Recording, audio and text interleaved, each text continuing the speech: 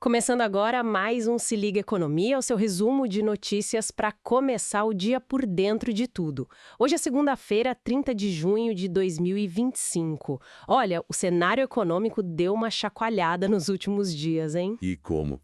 Bastante coisa acontecendo.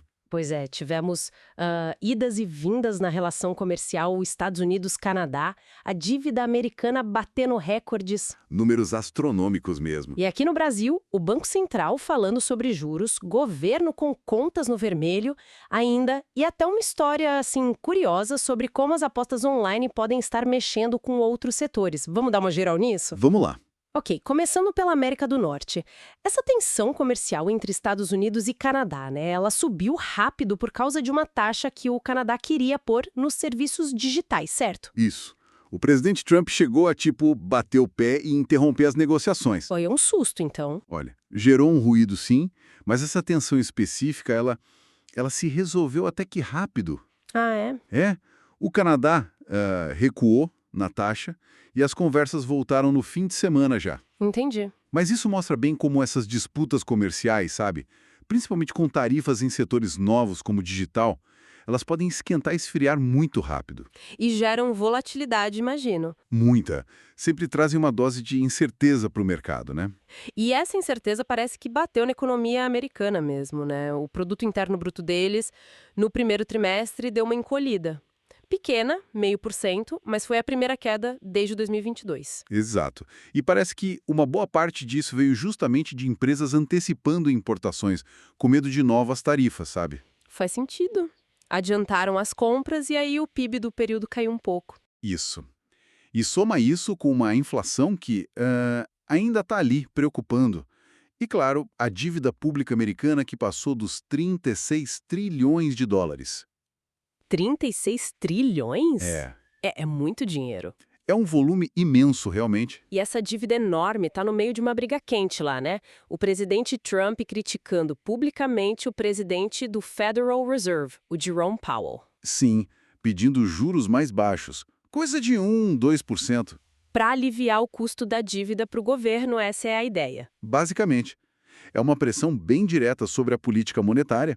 E isso, claro, reaquece toda aquela discussão sobre a autonomia do Banco Central, né? A independência em relação ao governo. Exatamente. Porque, assim, reduzir juro na marra para baratear a dívida pode ter outras consequências, tipo na inflação. É um equilíbrio bem delicado. Com certeza. E sempre essa discussão, né? Independência versus pressão política. Sempre. Agora, vamos trazer o foco aqui para o Brasil. As contas do governo central. Em maio, tivemos um déficit primário. Sim. A diferença entre o que entra e o que sai antes de pagar os juros da dívida. Isso. Foi de mais de 40 bilhões de reais. Pois é. Mesmo sendo um resultado um pouquinho melhor do que algumas previsões do mercado, ainda é um rombo considerável, né? Quarto maior para um mês de maio, pelo que vi. Exatamente, foi o quarto maior resultado negativo para maio na série histórica. Então, assim, a atenção continua total na situação fiscal aqui. E com esse cenário fiscal ainda complicado, o Banco Central do Brasil já mandou recado, né? Pela voz do diretor Diogo Guilin. Mandou. Ele disse que ainda é precoce para falar em cortar a taxa Selic. Ou seja, nada de baixar juros por enquanto. A mensagem é bem clara. A prioridade número 1 ainda é controlar a inflação, levar para a meta, mesmo que para isso precise manter a Selic alta por mais tempo. Entendi. Primeiro a inflação, depois o resto? É a visão deles.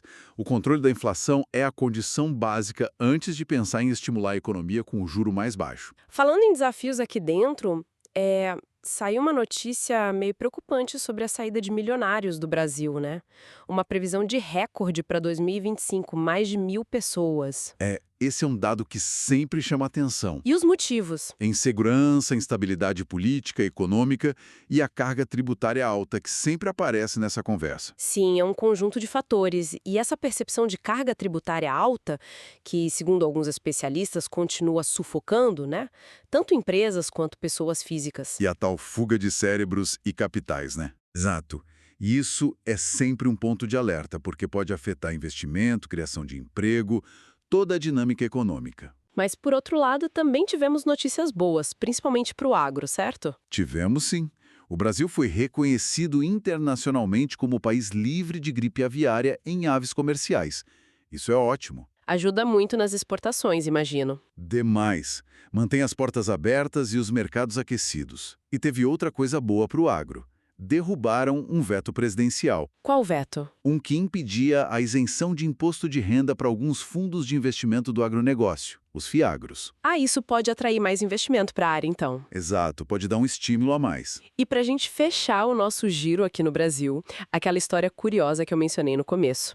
As apostas esportivas online, as famosas bets. Ah, sim. O que tem sobre elas? Parece que o crescimento delas está tão grande que estaria começando a impactar até a receita das farmácias. Quando assim, farmácias? A ideia é que parte do dinheiro que as pessoas talvez gastassem com itens mais básicos, inclusive remédios, estaria indo para as apostas. Olha só. É um efeito em cascata bem inesperado, né? Totalmente. Mostra como a economia é toda conectada. É um fenômeno interessante de observar mesmo.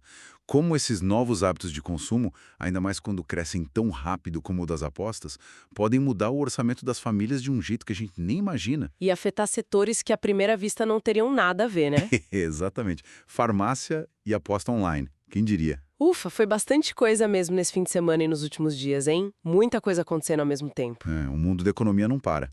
Desde essa briga comercial lá fora que some rápido, mas assusta, Passando pelas decisões cruciais de juros, contas públicas aqui e lá. até essas mudanças mais, digamos, sutis no comportamento do consumidor, como essa das apostas. Fica muito claro como tudo está interligado, né? Decisão política, situação fiscal, tendência social. Sem dúvida. Tudo acaba mexendo com o bolso, com o dia a dia, com o ambiente de negócios. Bom, esperamos que essa nossa conversa aqui tenha ajudado a organizar um pouco as ideias, a entender melhor o que está rolando na economia para começar a semana bem informado. Isso aí. Muito obrigada pela companhia aqui no Se Liga Economia. Continue com a gente para mais análises e para tentar decifrar o que realmente importa por trás das manchetes econômicas. É isso aí, nos encontramos na próxima.